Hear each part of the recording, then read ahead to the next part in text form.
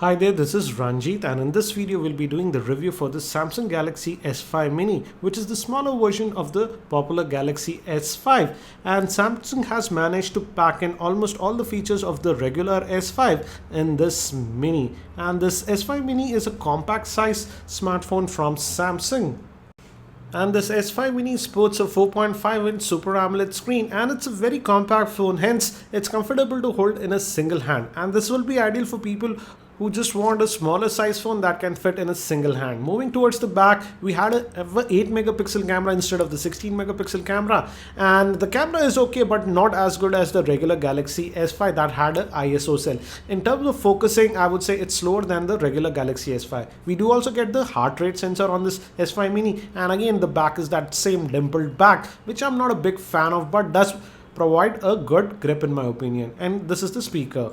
In terms of user interface, we do get the same new user interface that we started to see with the Samsung Galaxy S5. That's also the same on this S5 Mini. But in terms of the raw internals, the specs are kind of just mid-range-ish. It supports a quad-core processor and the RAM on it is 1.5 gigs. Moving to the processor, it's the same processor that is used on the Moto G. That's the Snapdragon 400 chipset. So this is kind of a mid-range processor, and for the most part, it is able to handle the UI on the Samsung Galaxy S5 Mini. But yes, sometimes I do occasionally see some lag at times. I could also play a lot of games on this Galaxy S5 Mini, and in fact, even heavy games like Asphalt 8 ran fine on this. But on Asphalt 8, I had to keep the graphics settings to medium. It could even run Modern Combat 5 actually pretty well in my opinion. Moving back to the user interface, it's new TouchWiz interface, and again we get these new icons that are round in shape, and we also do get other features like ultra power saving mode that we found on the Galaxy S5.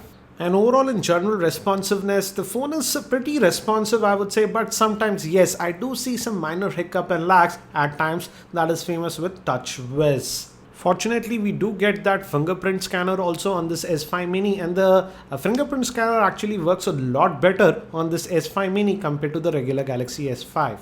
Now if we move to the web browsing, here also I had some very decent experience. As you can see, the pinch to zoom gesture is fairly responsive and the phone handles web browsing actually pretty good.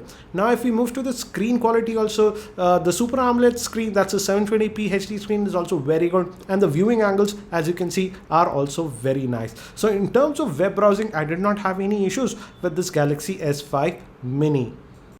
Also, while normally using this device, I did not notice any excessive heating, and even when I played some games with this device, even though I played a lot of games, it did not exhibit any overheating, which is good. Now if we move towards the back, the good thing is that this phone is IP67 certified, so if you accidentally splash some water or water falls on it, nothing should happen to the device. And I'll just open the back cover now.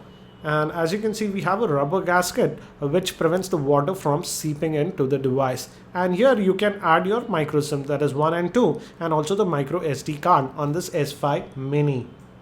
Now if we talk about the call quality on this S5 Mini was also pretty good. And in terms of battery life, I did all my testing with just a single SIM. I would say the battery life was pretty decent with a single SIM on this device.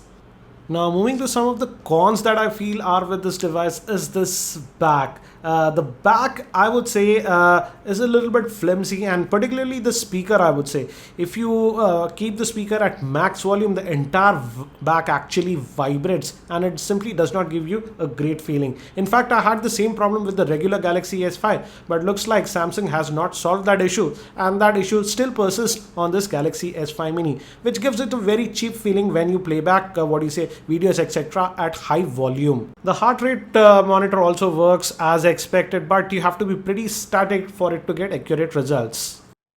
Now if we talk about the pricing, this Galaxy S5 Mini is sold in India officially via Flipkart, and it sells for 26,500 rupees. It's a Flipkart exclusive, and I would say, considering what you are getting, we are paying a premium because that comes down to almost $440. Yes, it does offer a lot of functionality like fingerprint scanner, a Super AMOLED screen, and water IP67 certification. But the internals, the processor, are just mid-range-ish in my opinion.